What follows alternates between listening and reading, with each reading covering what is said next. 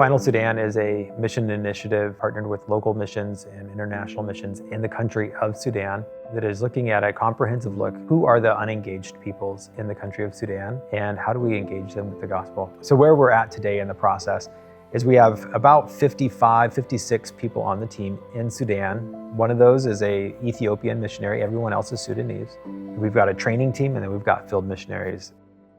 So the Lord's been using Final Sudan really in amazing ways. The last 2 quarters alone, we've seen 43,000 gospel shares. 43,000 gospel shares among 72 different tribes. And 5,500 people have said yes to Jesus. And just in the last 2 quarters. We're just completely amazed by what the Lord's doing.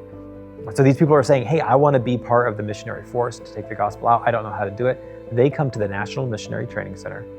At the National Missionary Training Center, we walk with them deeply through what we call worldview transformation to bring them to a place of saying, I want what God has, not what I have.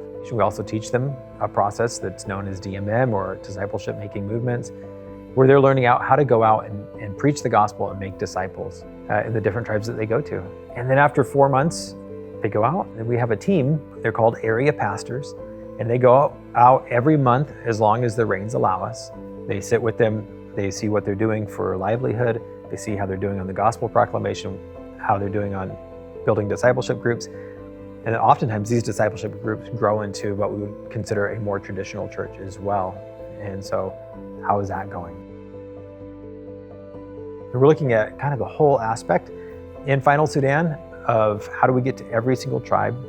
How do we get to every single village cluster in the country of Sudan? Within that region, that's where we're focused right now, and saying, hey, could it be that this is the time that God has for the church in Sudan to get the gospel, to bring the gospel out to every single people that's still waiting? And that's what we believe is possible, and that's what we believe is the mandate from the Lord. And the Lord's giving us tremendous favor.